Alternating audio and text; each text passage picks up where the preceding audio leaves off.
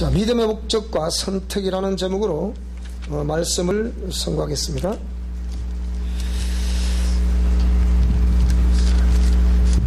사람은 영적 존재입니다. 사람이 영적 존재라는 것은 사람은 짐승과는 다르게 육체 속에 영혼을 가지고 있기 때문입니다. 우리가 살아가고 있는 이 지구촌에는 세 영적 존재가 있죠.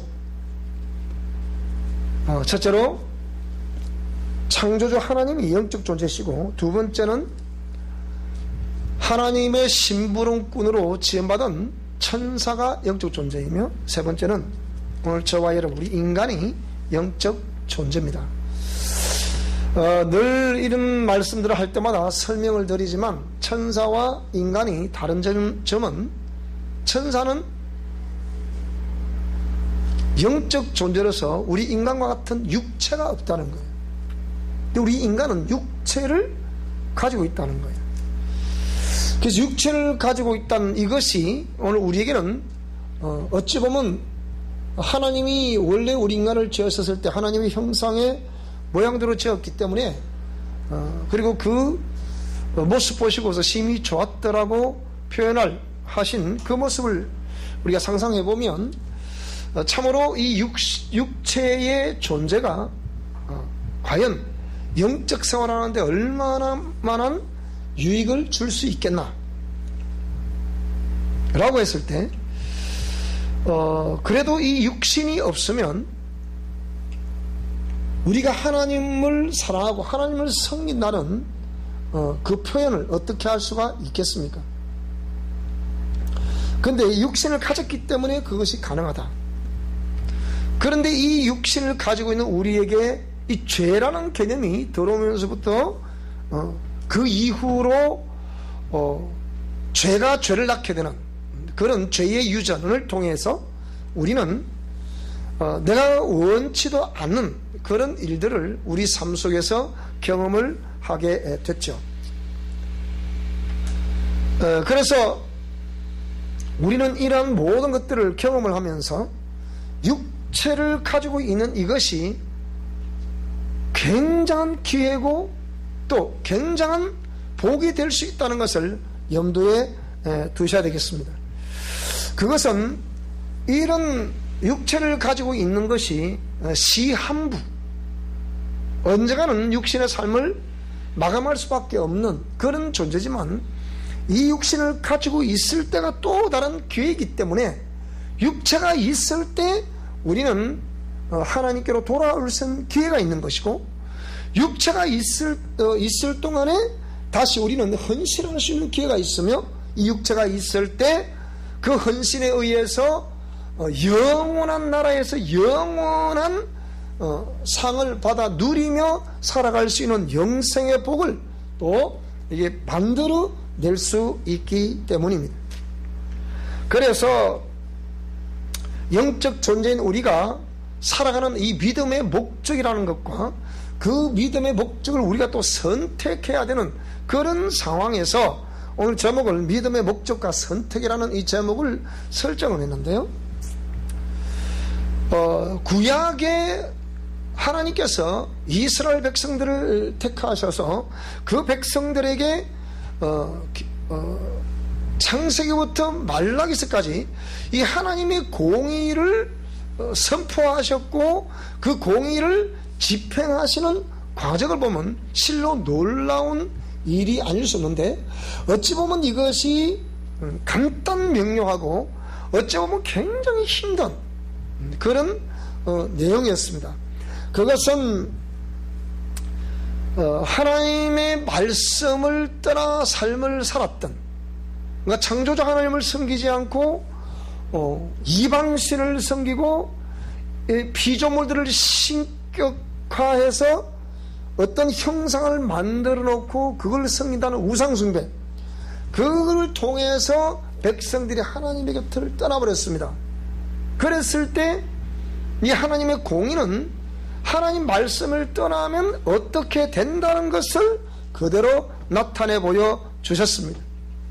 그것은 다른 말로 보면 징계고 또 심판인데, 또 다른 말로 해보면 회개를 촉구하시는 하나님의 사랑이셨습니다.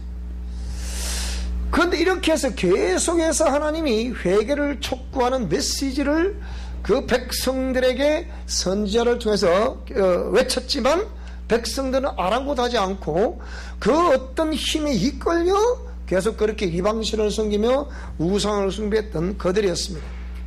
그랬을 때 하나님께서 그 백성들에게 선택하라고 하셨습니다. 우리가 신명기에 보면 그 내용을 너무나 잘 알고 있죠. 우리가 많이 읽었지 않습니까? 내가 생명과 복과 사망과 저주를 네 앞에 두었으니까 네가 선택을 해라. 그런데 하나님의 이 속마음은 너와 네 후손을 위해서 생명을 선택하라, 그렇게 말씀을 하셨습니다. 어쨌든 그 말씀에 의해서 오늘 저와 여러분들은 여기 와서 예배당에 와서 예배를 드릴 수 있다는 자체가 일단은 우리가 그 속에서 빠져나온 사람들인 것을 믿습니다. 그러면 이렇게 빠져나온 저와 여러분은 복된 사람들인데, 근데 여전히 그 속에 있는 그들, 하나님은 그들에게 뭐라고 그러셨습니까? 그리심산에는 축복을 선포하고 에발산에는 저주를 선포할 텐데, 그리심산에 설 테냐 에발산에 설 테냐 한 곳을 서라고 말씀하는 거예요.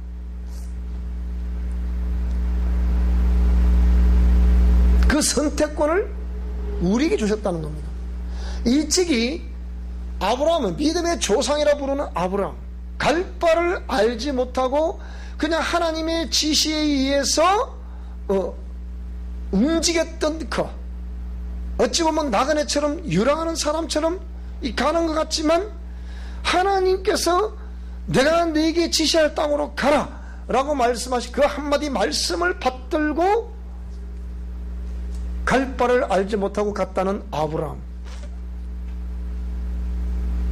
그 아브라함이 그 식솔들을 데리고 갈대아 우르를 떠나서 약속의 땅으로 갑니다. 근데 가는 여정에 아비인 데라가 삶을 마감하게 됩니다. 그래도 여전히 아브라함은 그 행진을 멈추지 않습니다. 근데 거기에 동행했던 조카 롯이 있었어요. 그래서 소알적의 우리가 지금 말하는, 그러니까 성경에 말하는 소돔과 고모라 그 지역에 딱 갔을 때 이 보니까 들판이 너무 기름져 보이는 거예요. 근데 아브라함도 나름대로의 식소도 거느고 있고, 이 롯도 나름대로의 또 이렇게 자기 식소들을 거느리고 있습니다. 그래서 아브라함이 조카 롯에게 이렇게 말합니다. 자, 롯아, 네가 어디를 선택하겠느냐? 네가 오른쪽을 선택하겠느냐, 왼쪽을 선택하겠느냐? 먼저 선택권을 네에게 주마. 네가 오른쪽을 선택하면 나는 왼쪽을 선택할 테고 갈 테고, 네가 왼쪽을 선택하면 나는 오른쪽으로 갈 테다. 이렇게 조카에게 이렇게 먼저 선택하라고 이렇게 권했을 때, 그래서 이 롯이 소알 들판을 이렇게 바라보니까 너무 기름진 거예요. 물이 넘치고 비옥한 땅. 그래서 나는 이곳을 선택하겠습니다 했을 때 아브라함은 척박한 땅으로 갈 수밖에 없었죠. 자, 그런데 세월이 지났어요. 세월이 지났는데 결국은 그 세상적인 시각, 인간적인 시각으로 보아서 넉넉함이 있다는 곳을 선택했던 롯은 소돔과 고모라에서 일어났던 역사들을 보게 되면 훗날 그들이 넉넉한 재물로 인해서 어떠한 결과를 눈으로 볼 수 있겠다는 것을 성경은 말씀하고 있습니다. 그런데 하나님께서 말씀하신 약속의 말씀을 받들고 그 말씀을 따라 갔던 아브라함에게는 또 어떠한 일들이 그를 기다리고 있었고 결과론적으로 어떻게 됐다는 것을 우리는 성경을 통해서 볼 수가 있는데요. 그 결론적으로 한마디만 말해보면 소돔과 고모라 그 땅을 선택했던 롯은 결국은 멸망으로 삶을 마감하게 되는 것이고, 척박한 땅이었지만 믿음을 선택했던 아브라함은 결국은 믿음의 조상이라는 것과 함께 그의 후손들이 바다 모래같이 하늘의 별처럼 많아지게 될 것이고, 그 후손 가운데에서는 결국 믿음의 그 통로를 따라 수로를 따라서 결국은 훗날에 누가 탄생하느냐, 예수 그리스도가 탄생되는 그 어마어마한 역사를 우리는 두 눈으로 보았습니다. 자, 그래서 이 믿음의 목적과 선택이라는 것이 얼마나 중요한지, 저와 여러분들이 지금 이 순간에 다시 마음을 새롭게 함으로 이렇게 믿음의 목적과 선택을 하는 사람들이 있을 테고, 또 일찍이 어떤 역사에, 하나님의 역사에 의해서 믿음의 목적과 선택을 했다 하더라도 그치는 과정에 지금 저와 여러분이 어떤 상태에 놓여 있는지 오늘 본문의 말씀들을 보면서 한번 또 우리가 상고해 볼 수 있기를 바랍니다. 자, 오늘 본문 1절에서 8절 말씀을 보시게 되면 이것은 불의한 정직에 대해서 기록을 하고 있습니다. 예수께서 그들에게 항상 또한 제자들에게 이르시되 어떤 부자에게 청지기가 있는데 그가 주인의 소유를 낭비한다는 말이 그 주인에게 들린지라. 정말하면 자기의 소유가 아닌 주인의 소유인데 주인의 소유 그것을 가지고 자기가 마음껏 탕진을 하고 있었다는 거예요. 그래서 불의한 청직이라는 거죠. 주인이 그를 불러 이르되 내가 네게 대하여 들은 이 말이 어찌 됨이냐. 그러니까 네가 보던 일을 이제는 계산을 해라, 세매라. 청지기 직무를 계속할 수가 없다. 청지기가 속으로 주인이 내 직분을 빼앗았다. 직분을 빼앗는 것이 정상입니까? 안 빼앗는 것이 정상입니까? 여러분 입장을 바꿔 생각해 보세요. 여러분이 주인이에요. 근데 여러분이 어떤 재물이 있어서 그 재물을 청지기에 맡겼는데 청지기가 자꾸 그걸 엉뚱하게 쓰고 탕진을 하고 이렇게 하니까 여러분 같았으면 그걸 셈하라 하겠습니까? 계속하라 하겠습니까? 물론 여러분은 인자하셔서 그래 내가 그래도 참으마 나는 사랑이 아니냐 그래도 그렇게 하려무나 그렇게 하시겠습니까? 아니면 내 이놈 당장 그만둬라 그렇게 하시겠습니까? 여기서도 우리가 하나님이 사랑이라는 개념을 잘 기억을 하셔야 됩니다. 하나님의 공의의 말씀을 따라 준행하는 우리, 공의의 말씀을 따라 준행하려고 애쓰고 힘쓰는 우리, 그럼에도 불구하고 내가 애쓰고 힘쓰는데도 불구하고 그래도 뭔가 부족함이 있어서 하나님 이 부분은 너무 부족합니다. 너무 힘이 들어요. 제 힘으로는 참 너무 힘들어요. 하나님 힘 주세요. 이렇게 해서 자신이 공의 말씀에 비추어 제 이름을 깨닫고 두 손 들고 하나님께 나올 때 다가오셔서 우리를 품어주시는 하나님이 사랑의 하나님이라 그랬죠. 그래 언제나 우리가 회개하기만 하면 하나님은 우리의 모든 죄물들을 다 씻어주시고 품어주시는 하나님, 이걸 말하는 거예요. 근데 하나님의 사랑은 누구든지 다 사랑해주지 않습니까? 그래요, 다 사랑하죠. 그래서 하나님이 아가파오라는 개념으로 우리를 사랑하셨다는 개념은 그것은 피조물인 죄인인 저와 여러분과 상의하지 않으시고 하나님이 창세전에 예정되었던 품속에 있었던 내가 너희들에게 내 사랑을 나타내리라, 내 사랑을 공개하리라 해서 그 본질인 사랑을 공개하신 그 사랑이 아가파오입니다. 에이야 내가 십자가에서 피 흘리마 그렇게 말씀하지 않으시고 이미 그건 그 전에 약속을 하셨다가 약속하신 말씀대로 오셔서 묵묵히 그렇게 감당하시는 거예요. 그 창세전부터 예정된 그 루트를 따라서 오셔서 확정하시는, 로마서 5장 8절에 뭐라 그랬습니까? 우리가 아직 죄인 되었을 때 그리스도께서 우리를 위해 죽으심으로 하나님께서 우리에게 단 당신의 그 사랑을 확정했다. 그걸 아가파오라는 거예요. 그럼 그 이후에 죄인된 저와 여러분들은 철저히 우리 하나님 앞에 공의의 말씀에 비춰 내가 죄인됨을 깨달아야 됩니다. 깨달으셔야 하나님이 오셔서 우리를 품어주시는, 이제 깨달았느냐? 이제 알겠느냐? 그 품어주신 그 하나님 말하는 거예요.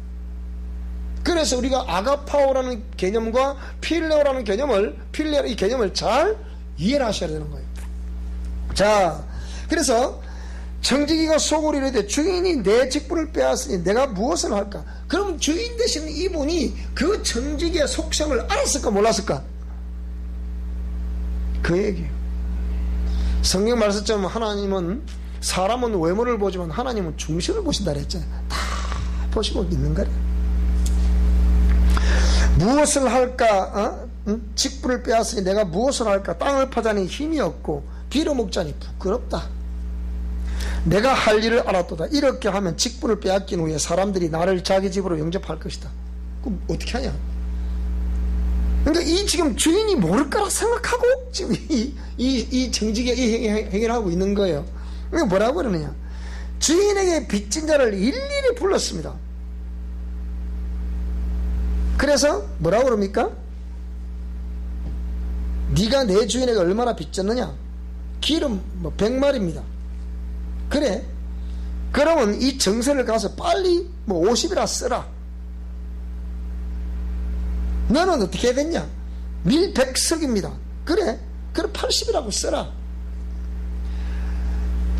그래서 이 불의한 정직에다가 맡겼더니 요렇게 해서 자기 나름대로 팽팽 돌아가는 머리로 이렇게 해서 80이라 쓰라, 50이라 쓰라.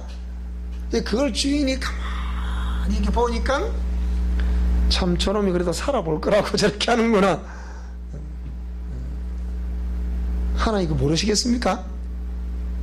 하나님과 우리의 관계라면 그거 모르시겠습니까?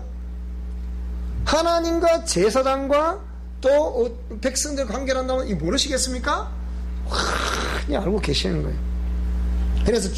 그래서 이 오늘 9절부터 12절을 보게 되죠. 8절까지 주인이 이 옳지 않은 정직이가 일을 지혜 있게 했다. 지혜 있게 했다.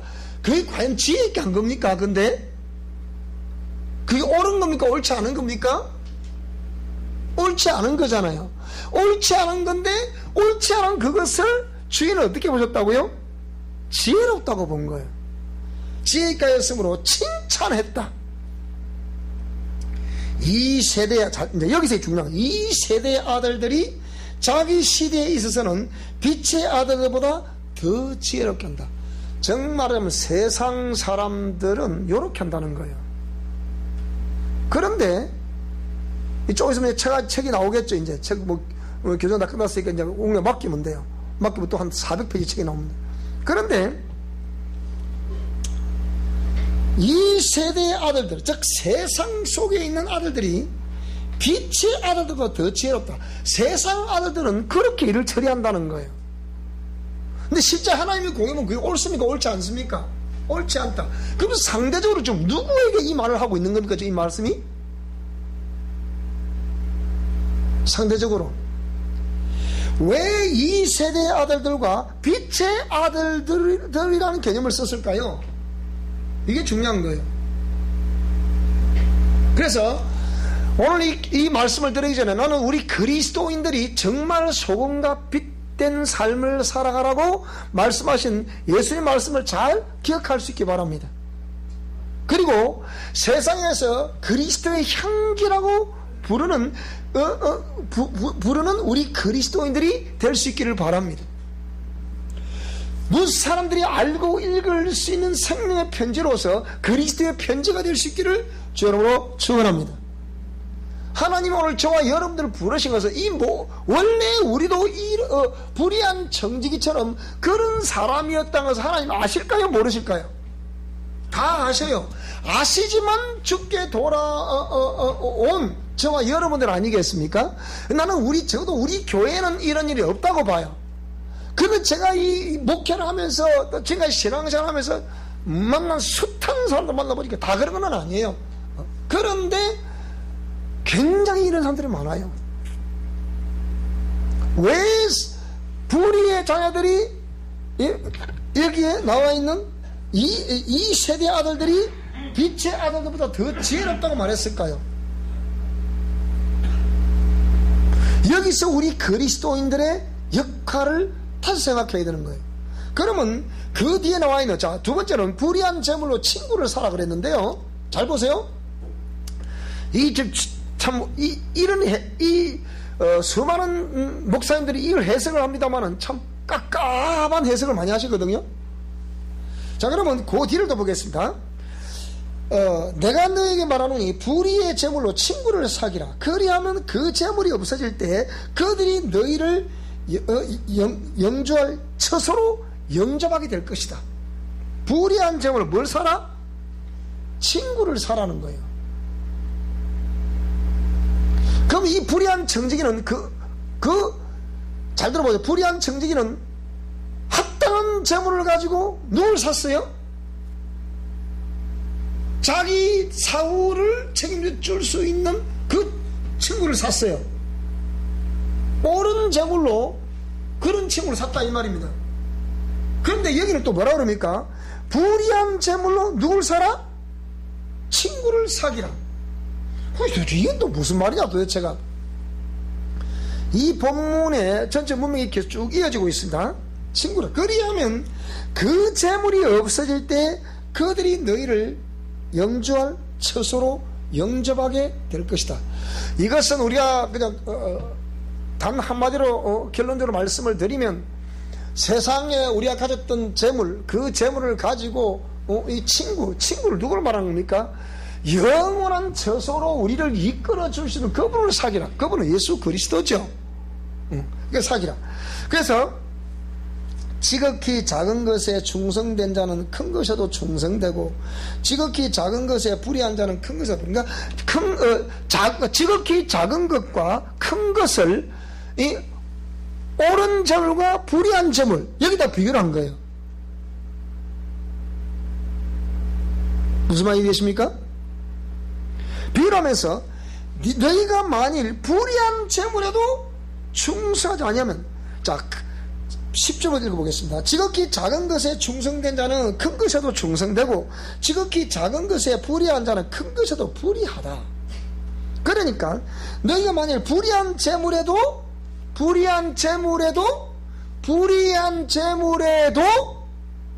이게 작은 것이요 큰 것이요? 불의한 재물에도 충성하지 아니하면 누가 참된 것으로 너희에게 맡기겠냐? 참된 것이 큽니까? 불의한 것이 큽니까?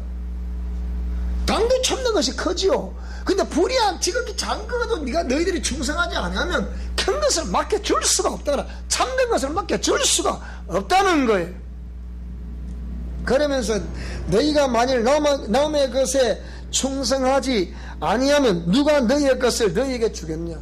제가 지금까지 쭉 보니까 타인의 재물을 예사로 여기고 사사로 여기고 타인의 재물을 마치 자기 것처럼 막 떡 주물르듯 사람들이 굉장히 많습니다. 이름하여 사기꾼이죠. 그러니까 그런 사람 우리 중에 없는 것 같죠. 세상 속에만 그런 사람이 있는 줄 알았더니 하나님을 믿는다는 사람 속에서도 이런 사람들이 있더라.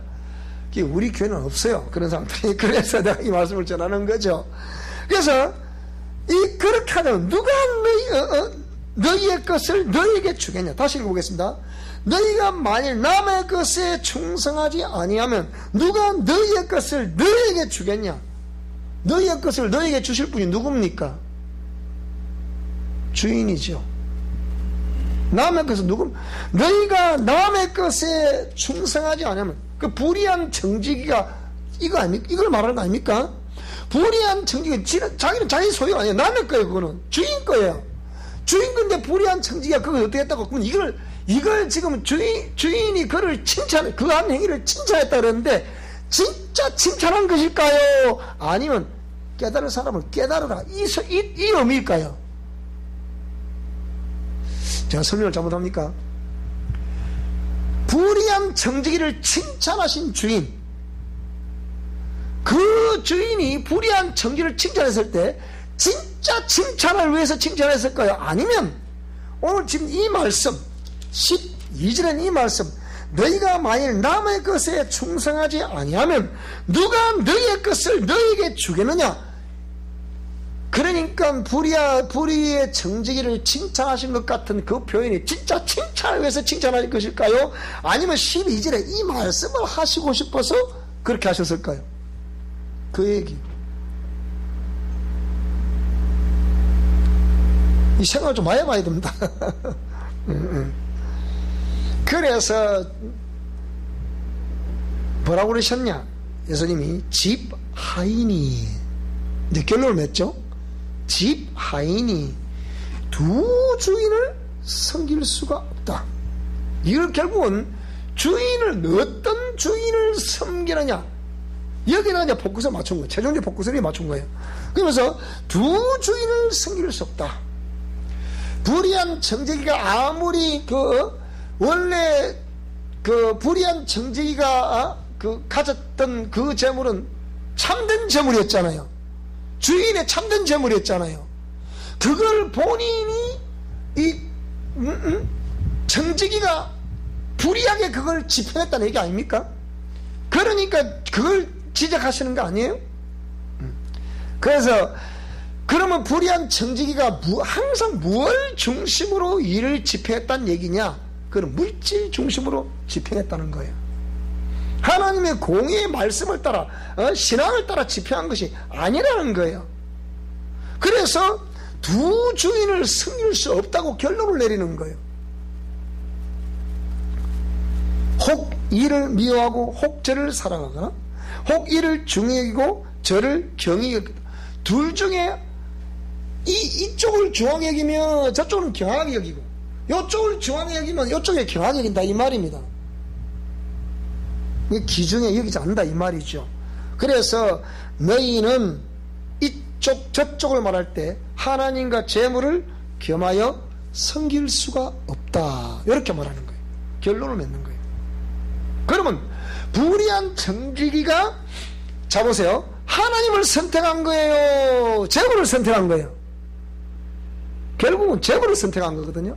요거는 지금 하나님이 참 말씀을 묘하게 이렇게 해서 성령의 감동이 있고 성령의 지혜가 있는 사람들은 깨달으라는 거예요. 그래서 자, 믿음의 목적은 저와 여러분이 선택을 하셔야 됩니다.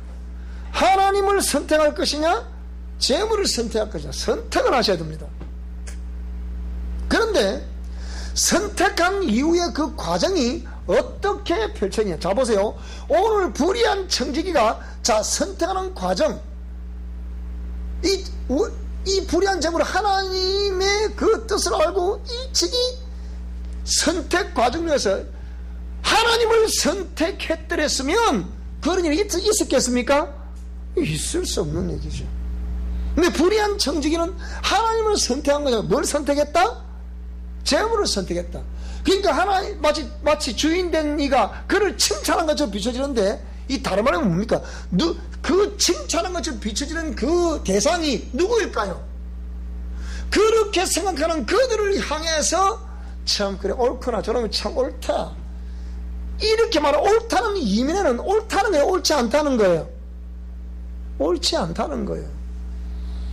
그래서 네가 남의 것에 충성치 않으면 네 것을 네게 줄 때 어찌 줄 수 있겠냐, 그 얘기예요. 그걸 좀 말하는 거 아닙니까? 그러면서 뭐라 그랬어요? 두 주인을 섬길 수 없다고 전혀 결론을 내린 거거든요. 그러니까 선택에 있어서 하나님을 선택할 것이냐, 재물을 선택할 것이냐, 하나님을 선택을 했더니 과정은 참으로 고난과 때로는 계리와 때로는 거기에 대한 어떤 무지, 정말 이것이 옳으냐 옳지 않냐에 대한 어떤 그런 무지. 누가 무지하다는 거야? 세상 사람들이 재물을 선택하지 않으니까 하나님을 선택하고 무식하리만큼 무지하리만큼 묵묵히 하나님의 말씀을 따라가니까 에이 그 지혜도 없는 사람 제일 이렇게 해야지 그것도 모르고 그렇게 하냐. 무슨 말씀 이해되십니까? 무지해서 무지가 아니에요. 그런 재물을 선택해서 그걸 따라하는 사람들이 하나님을 보고 따라가는 사람들 봤을 때 무지해 보인다. 세상을 몰라. 너무 모른다. 우리 딸내미가 그러더라고요. 뭐라고 그러냐, 엄마 아빠는 그런 걸 너무 모르잖아요 이러는 거예요. 몰라서 제가 모르겠습니까? 목회자가 되다 보면 여러분 생각과는 다르게 때로는 이렇게 해야 될 때 있고 때로는 저렇게 해야 될 때 있어요. 근데 그걸 우리 아들내미 딸내미 봤을 때는 성장 과정 속에 엄마 아빠 하는 행동을 가만히 보니까 엄마 아빠 세상 물정을 너무 모르는 것 같아. 자, 그러면서 뭐랍니까? 근데 재물을 선택한 사람들이 자기들 볼 때는 이 재물을 소유하려고 하는 거잖아요. 그리고 재물을 소유하게 되면 행복해요, 안 행복해요? 행복하죠. 그러니까 세상에서 그 재물을 많이 취하니까 지혜롭다고 보여요? 무지하다 보여요? 지혜롭다고 보는 거지. 그러면 하나님께서 그 모든 상황을 아시는데, 아신 하나님이 그러면 이 재물의 생성을 무조건 우리가 하나님을 선택했다고 해서 고난만 따르고 계리만 따르고 그냥 세상 사람으로부터 무식한 놈 그 소리만 듣겠습니까? 그러면 공이 아니잖아요. 그런데 하나님은 그 재물의 생성을 설명하실 때 이는 하나님을 선택하고 믿음을 선택한 사람들이 반드시 그 믿음을 묵묵히 끝까지 믿고 기도하면서 나가면 하나님이 반드시 그에게 거룩한 재물을 허락하실 때가 온다는 거예요. 여러분 절대로 하나님을 선택하고 하나님 말씀대로 순종하며 나아가다가 때로는 아픔을 경험하고 실수를 경험하고 실패를 경험한다 하더라도 여러분 끝까지 믿음의 끈을 놓지 마시기를 바랍니다. 반드시 그때는 옵니다. 반드시 저와 여러분을 붙들어 주실 때가 옵니다. 반드시 회복시켜 주실 때가 온다니까요. 그런데 재물을 선택해 가는 사람들은 거룩한 재물의 때를 허락하시는 것이 아니고 이들은 항상 불의한 재물, 그걸 목적으로 살아가는 삶이라는 것이, 그게 이미 세상 속에서는 참 지혜롭다고 들었어요. 그게. 그리고 우리 어머니가 네 책에도 나오잖아요. 우리 어머니가 뭐라 그러냐, 아이고 내가 보니까 뭐 양반은 무슨 양반, 뭐 돈이 많으니까 양반이더라. 우리 어머니가 이러시는 거예요. 여러분 맞아, 따라서 돈이 많으면 양반이다. 자, 이 사람이 돈이 많으면 양반이야. 시작. 그래 하려고 하니까 참 이게 뭐 그것도 적어도 우리 어머니는 그렇게 표현하시더라고요. 인생을 살아보니까 돈이 많아야 양반이다 이렇게 표현하는 거예요. 자, 그런데 이 하나님을 선택한 사람들에게 이 사람들이 끝까지 그 거룩한 재물이 우리에게 오기까지의 선택하는 길은 공의 말씀에 의해서 우리가 진실하고 정직하게 늘 감사함으로 그 길을 가야 됩니다. 그러면서 우리가 대인관계에서 얽히고 설킬 수 있는 이런 물질관계에서는 절제할 수 있는 능력이 있어야 돼요. 끊고 매는 확실한 그게 있어야 오늘 저와 여러분 거룩한 재물이 우리에게 올 때 그게 재물이 쌓일 수 있게 되는 겁니다. 무슨 말이 됩니까? 그런데 재물을 목적으로 선택했던 사람들은 이는 반칙과 변칙이 계속해서 거기서 나타날 수밖에 없는 거예요. 반칙과 변칙이. 그리스도인들이 공의와 진실과 정직함으로 항상 감사함으로 하나님께 나아가서 그 거룩한 재물을 우리가 얻게 된다면 이 재물을 목적으로 가는 사람들은 어쨌든 돈을 벌면 되는 거예요. 그러니까 반칙이든 변칙이든 돈만 들어오면 되는 거야. 이 정부들로서 이들은 공의와 이들은 양심과 어떤 인간 중심 뭐 이런 걸 가지고 이번 캐치버스를 걸고 등장한 정부 아닙니까? 근데 이 정부의 지금 라임 사태 이런 것은 지금 보통 문제가 아닙니다. 1조 5천억의 사기 사건을 지금 터뜨리고 있는 거예요, 지금. 그런데 법무부 장관, 대통령, 법무부 장관, 또 그 밑에 나도 지방 검찰, 중앙지검장, 이런 친구들 전부 다 그게 엉터리. 자꾸 드러나. 그러니까 대통령이 급하니까, 보수단체에서, 이거 사기다. 막 집회를 하려고 하니까, 강화문의 집회를 알잖아, 이러고. 자기들도 자칭 촛불 혁명을 둬도 등장했다 정부 아닙니까? 그런데 강화문에서 외치면요, 적어도 100만 명이 외치면요, 청와대가 찌릉한 거예요. 밤잠 못 자는 그러더니. 그러니까 작년에 10월 3일 날 혼쭐 났거든. 그때 집회 주최 측에 추산에 한 350만 명이 모였다 그래요. 근데 알 수 없죠, 얼마 모였는지. 자기들이 말하는 촛불 혁명 그때나 이때나 똑같은 거예요. 그러니까 한번 호되게 당해놓는 거 지금 보세요. 전 세계 언론지 뭐라고 그럽니까? 이는 불의하다, 불법이다. 언론은 완전히 원천 봉사한 거다. 4km 심리를 버스로 빽빽하게 이렇게 차벽을 형성을 해서 강화문에 못 오게 전철 그냥 프리패스 통과 이렇게 하고 있지 않습니까? 돈 준 사람이 청와대 정무수석 강기정에게 돈을 5천만 원 현금답을 줬다, 쇼백에 줬다, 이미 CCTV 다 찍혔을까지 다 드러나잖아. 근데 수사를 한다 안 한다? 안 한다. 이게 뭡니까? 전부 다 불의한 점을 이렇게 변칙, 반칙 이런 식이에요. 우리가 기독교인들이 이걸 알고 하나님께로부터 거룩한 복이 주어지기까지의 절제하고 끊고 매점을 확실해 가면서 이게 쭉 드라이브에 갈 때 이들은 그 돈을 가지고 쾌락을 누리고 명예, 권력을 하고 행사하고 자랑을 하고 이렇게 하면서 목적으로 삶을 살아간다. 결과는 어떻습니까? 결과는 결국은 하나님을 선택한 사람들은 오늘 본문의 말씀에도 기록되어 있죠. 천국과 영생입니다. 천국에서 영원히 살게 될 영생을 우리에게 주신다는 거예요. 그런데 재물을 목적으로 살았던 사람은 결국은 뭡니까? 하나님과 재물을 겸하여 승리할 수 없다는 말씀들을 들어보면 아무리 세상 속에서 주인의 재물을 가지고 이 불의한 청지기가 자기 마음대로 집행을 했지만 그걸 볼 때 주인이 볼 때는 저놈 저 옳찬 바로 왜 그들을 보고 다 지혜롭다 옳다 하는 수많은 사람들이 있거든.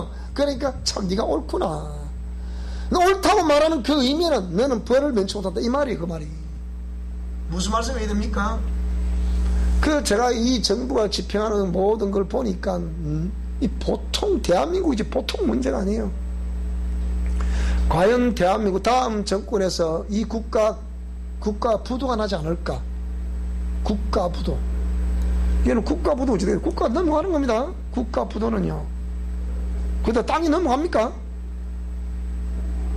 외국에서 우리에게 모든 돈을 우리 자체가 경제가 마비가 돌아가지 않고 마비가 돼버리면 안 되잖아요. 이게 국제 교류를 할 수 있습니까? 못 합니다.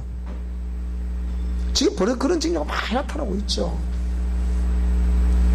요 최근에 들어보니까 거제 대우조선 저런 조선들도요, 저 세계적인 조선수 아닙니까 저게? 말매 눈물이라고 해서 그 말매